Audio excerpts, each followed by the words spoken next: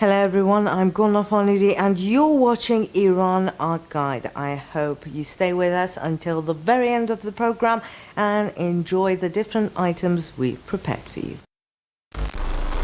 Per usual, we will soon sit down with Iranian artists to talk about how they see the world and, of course, how they express their views through the different artworks that they create. But before that, let's go back in time and lend our ears to an anecdote from the history of Iran, a story about a pioneer Iranian publisher, a woman who launched the first women's magazine in Iran back in the early 1900s.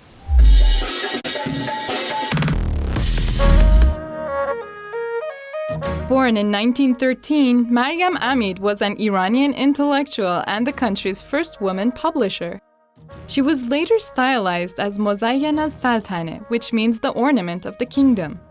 She was the daughter of Rais al-Ateba, an army doctor during the reign of Nasser-ed-Din Shah. While growing up in her province of birth, Semnan, she took an interest in the French language and the art of photography. After an unsuccessful marriage with a Qajar prince and another marriage which ended in the untimely death of her husband, Maryam Amid decided to raise her children single-handedly. Meanwhile, she launched Iran's first periodical specifically intended for women, Shikufe. In each issue of Shikufe, Maryam Amid tried to raise awareness about women's problems. She also encouraged women to contribute to the economy and become financially productive by learning handicrafts. She is now regarded as the first Iranian female journalist, publisher, and editor-in-chief. This week's motion graphic is dedicated to a legendary Iranian filmmaker, someone whose film stood at the top of the Iranian box office for 5 years. That is truly an unbeatable record. I am, of course, talking about the 1984 Iranian war movie Eagles and its director, Samuel Khachikian. Samuel Khachikian was born in 1923 in Tabriz to first-generation Armenian immigrant parents. While growing up in Tabriz, he was often drawn to the city's now-defunct Arg Theater. As his interest in drama drew, he even got the chance to perform in the same theater. In 1943, his family relocated to Tehran, where Samuel Khachikian's artistic career really took off. It was exactly a decade later, in 1953, that he made his debut film, The Return. Almost right from the beginning, Khachikian's films proved to perform well in the box office, although he received positive critical reviews from time to time as well. His films are extremely suspenseful and deal with subject matters such as crime, violence, and of course, war. He directed and produced many bestsellers before the Islamic Revolution of 1979. But it was after the revolution that he made his most remembered film, The Eagles, 1984. The movie features the struggles of an Iranian pilot during the Iran-Iraq War to escape back to the country after his fighter jet is shot down in the enemy's land. As the movie was screened during the Iran-Iraq War, it was received extremely well by the population. Almost 20% of the Iranian population at the time watched the film. Khachikian passed away in 2001, but he would be happy to know that his 1984 film, The Eagles, is still the most viewed film of all time in the history of Iranian cinema. So our first guest of the day is an upcoming artist. He's a filmmaker, a documentary maker to be exact, Mr. Kharazmi. Hello and welcome to the studio. It's great to have you with us. Do you want to start by telling everyone a little bit more about yourself and the history of your career? منم سلام میکنم خدمت شما. همینطور که گفتید امین محمد خوارزمی هستم. کارم به فیلم مستند میکنم. خیلی منو به عنوان فیلمنامه‌نویس و خیلی به عنوان مستندساز میشناسن. توی دانشگاه فیلمنامه‌نویسی خوندم ولی به خاطر فیلم‌های مستندی که ساختم و موفقیتایی که اینا داشتن به راه فیلمسازی مستند رو بردم و هر بارم چیز جدیدی ازش یاد گرفتم و برام خوشاینده. That's very good. Okay, you mentioned that there was a turning point in your life where you moved on from script writing to documentary making. What was that turning point? خب من یه فیلم مستندی ساختم برای کار دانشگاهی و این مستند خیلی مورد استقبال قرار گرفت، جوایز مختلفی برد و برای همین سفارشات فیلم‌های مستند به من شد. فیلم اول، فیلم دوم، فیلم سوم و چون من با عنوان یک مستندساز میشناسن دیگه میتونم راحت‌تر بودجه فیلم مستندم رو تامین کنم تا فیلم داستانی.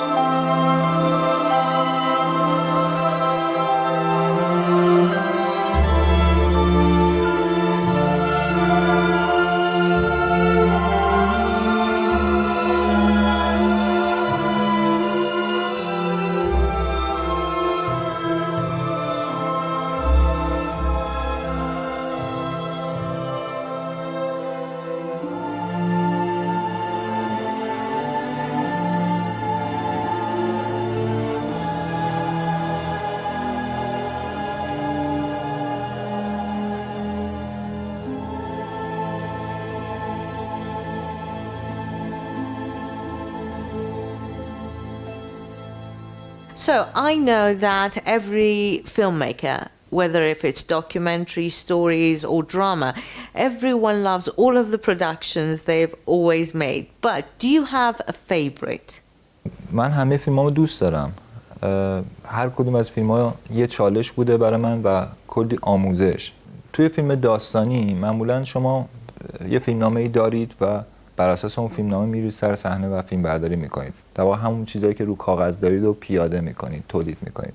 ولی توی فیلم مستند شما نمیدونید واقعا با چه اتفاقی طرف میشید و برای همینم توش یه عالم آموزش داره، یه عالم کشف و شهود داره، مکاشفه داره و خیلی چیزا یاد میگیرید سر فیلم مستند. معمولا اینطوریه که قبل از مستند یه برداشتی دارید از موضوع و بعد از مستند یه برداشت دیگه. Okay, what kind of documentaries do you make? من توی همه سبکای مستندسازی فیلم ساختم. پورتره ساختم، مستند پورتره ساختم، مستند حیات وحش ساختم، مستند اجتماعی ساختم، سمفونی شهری ساختم و مستند فرهنگ عامه ساختم. به سبک‌های مختلف و به ژانرهای مختلف مستندسازی علاقه داشتم و دوست دارم بازم موضوعات جدیدی رو امتحان کنم.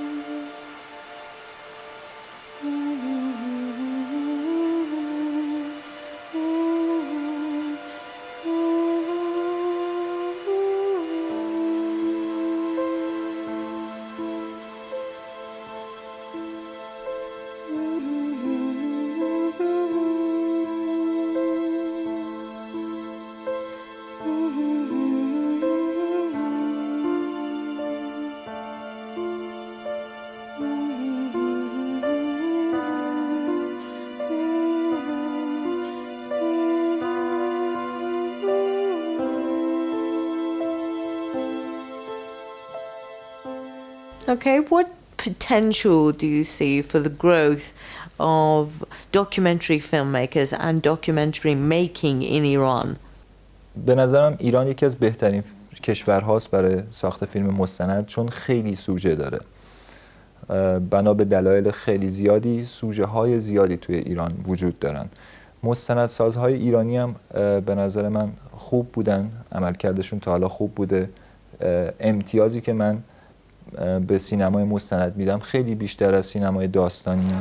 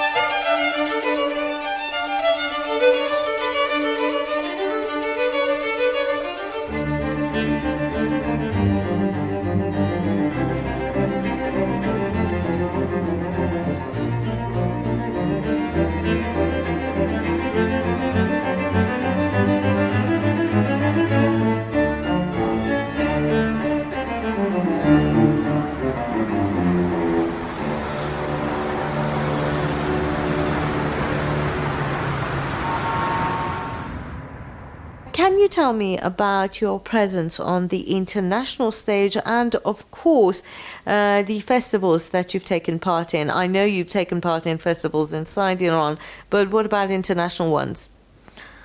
فیلم شبانکاران یه فیلم مستند سمفونی شهری در مورد تهران و در مورد شب‌های تهران، از یک غروب خورشید تا یک طلوع خورشید رو در بر میگیره و این فیلم توی کشورهای مختلفی مثل کانادا، آمریکا، فرانسه به دفعات توی شهرهای مختلفشون اکران شده و بازخوردهای خیلی خوبی هم داشته. البته اینا توی فستیوال خاصی نبوده، توی یه نشستی به نام داکیومنتری نایت، یعنی شب‌های مستند، اونجا این فیلم اکران شده و بازخورد خوبی داشته.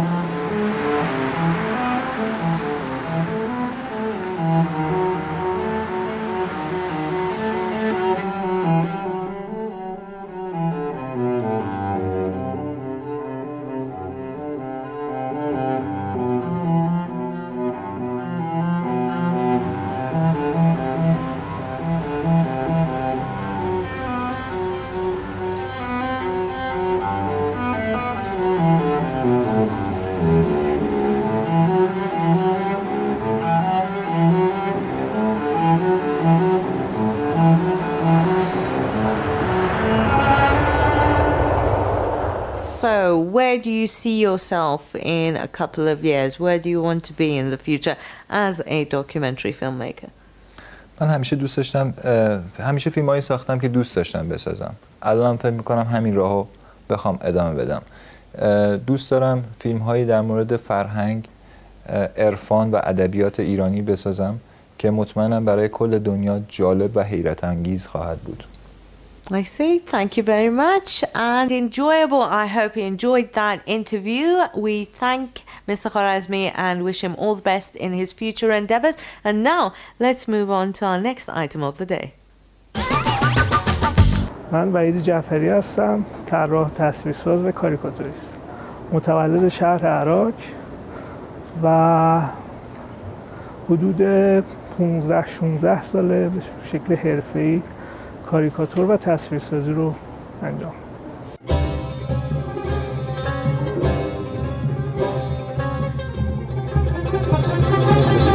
من اگر از بچگی بخوام بگم اینکه از 3 سالگی نقاشی میکردم، علاقه داشتم و خدا رو شکر پدر مادرم هیچ وقت مسیر رو عوض نکرد تا اینکه من هنرستان رفتم و بعد از اون وارد دانشگاه سوره تهران شدم و از اونجا به بعد من اینو به شکل حرفه‌ای ادامه دادم. دانشگاه سوره گرافیک خوندم ولی خب هیچ وقت کار گرافیکی نکردم. علاقه‌ام به تصویرسازی و طراحی بود که مسیرم حالا خیلی اتفاقی به سمت کاریکاتور رفت.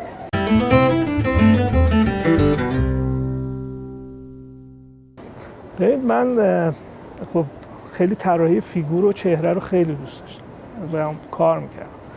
یه جایی توی دانشگاه که رسیدیم من همونجا با خانومم آشنا شدم و خود این اتفاق آشنا شدن با همسرم خودش یکی از دلایلی بود که من سعی کردم برم سمت کاریکاتور و حالا مسابقات خارجی و داخلی شرکت کنم و این هم اون دلیل باعثش میشد، هم یکی از استادای دانشگاه آقای جمال رحمتی که این مسیر رو برای من هموار کرد که به سمت کاریکاتور سوق پیدا کنم و حرفه‌ای کار کنم.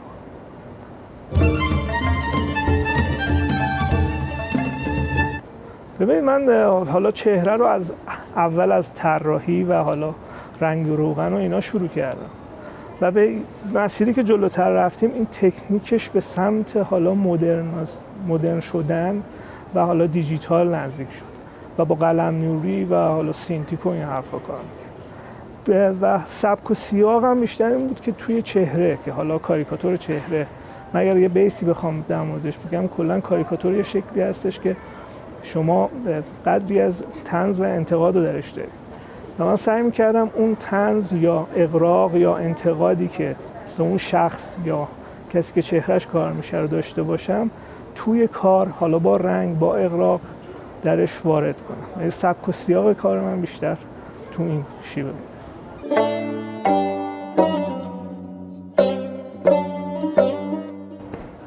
قطع به یقین فرهنگ ایران و حالا اتفاقات چه تو سیاست چه تو شرایط اجتماعی جامعه تأثیر روی کاریکاتور داره. اصلا هنر کاریکاتور هنری هستش که با سیاست و فرهنگ و جامعه خودش خیلی دخیله. من خب کارام به این شکل، حالا اگر شخصی رو که خارجیه دارم کار میکنم خب به اون شخص من زوم کردم و کار کردم، ولی وقتی در مورد شخصی یا موضوعی که به ایران ربط داره دارم کار میکنم قطعا به یقین به خود شخص، اتفاقات پیرامونش یا خود جامعه دارم میپردازم و شدیداً هم تاثیر داره اتفاقات.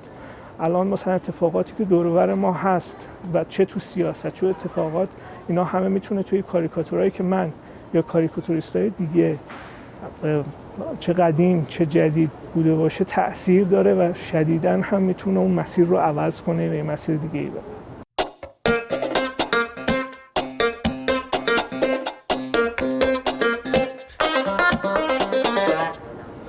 ببینید توی تمام کشورها، مثلا کشورهای مثل برزیل، ترکیه، ایران، اینا کشورهایی هستند که علاوه کاریکاتور خیلی قوی هستند، مخصوصا کاریکاتور چهره که من تو اون زمینه کار میکنم.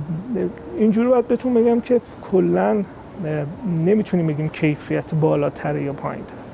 فقط توی ایران رو میتونم بگم که خیلی آدمای و هنرمندای خیلی مستعد و خیلی خلاقی توش هست، جوونها، حالا حتی کاریکاتوریستای قدیمی خوده. نمیشه اینو گفت، ولی اینو میتونم بگم که هنرمندای ایرانی خیلی فعالن.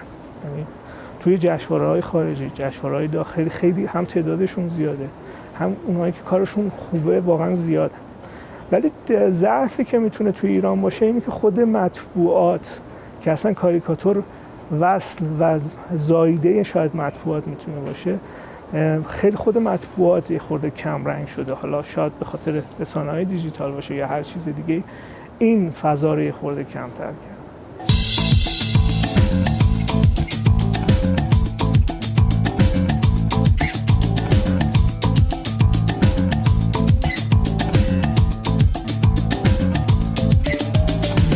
من جشنواره‌هایی که شرکت کردم هم خارجی بودم هم داخلی.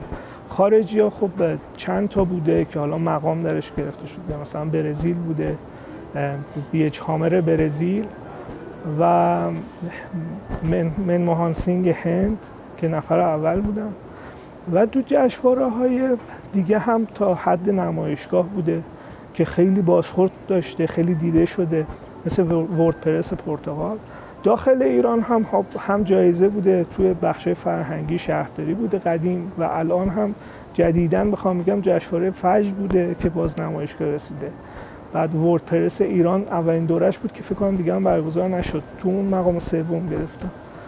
تعداد جشنواره‌ها خوب بوده که من تونستم جایزه بگیرم، ولی چیزی که برای من داشته خب دیده شدن زیادی بود. بعد از اون اتفاقها و جایزه گرفتن‌ها اون دیده شدن اتفاق افتاد و حتی من به سال 2009 بود که به عنوان هنرمندان فعال در عرصه خارجی جایزه گرفتم از طرف خانه کاریکاتور و به این شکل بوده، خیلی تاثیر داشت.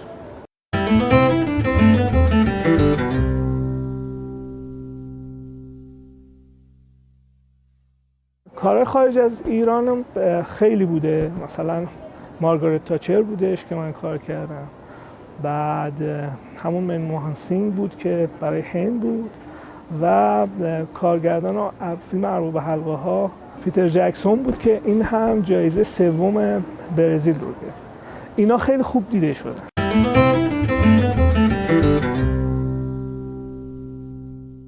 خب من از بچگی چون کار میکردم خیلی تنها چیزی که باعث شد توی مسیر خیلی موفق بشم خب خود پدر مادرم بودن که مسیر رو لااقل اینو عوض نکردن که من جور دیگه‌ای برم یا درس دیگه‌ای رو برم.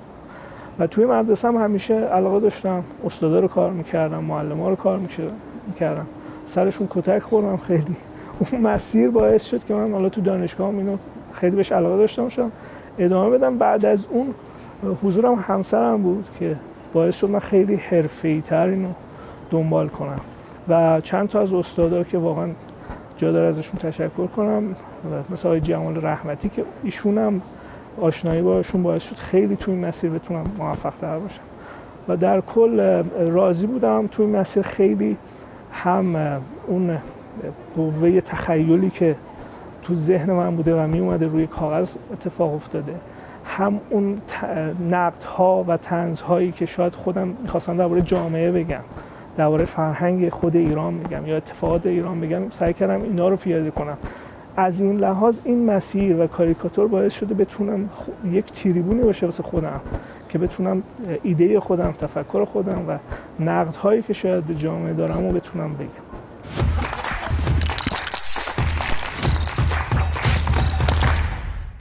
We also have some recommendations for you this week. If you've ever been to Iran, then you've probably heard a few of the songs or melodies of the renowned Iranian singer Mohammad Nouri, who we all loved. Unfortunately, he passed away a couple of years ago. But let's get together and sit down and find out a little bit more about his repertoire. Mohammad Nouri was born in the north of Iran in a city called Rasht and later found his way to the capital, Tehran, where he studied the English language and, of course, literature at the University of Tehran. But his true passion in life was always music. He was fond of three seemingly unrelated genres: Iranian traditional music, Iranian folklore music, and Western orchestral music. But through mixing and creating harmony between these genres, he was able to make some of his most memorable works. His most iconic song, Jane Maryam, which was composed by Kampiz Mojdei, is of course certainly inspired by northern Iranian folk music, but is arranged for orchestral performance. He's also famous for his patriotic songs, including Iran, Iran and Oh My Motherland. If you want to get a taste of his music, then we recommend that you listen to Nouri's last album, Everlasting Airs, the songs of which were composed and arranged by Mohammad Sadir. And that's it for today's edition of Iran Art Guide. I hope you enjoyed the different items and found them informative. Until next week, take care, God bless, and bye-bye.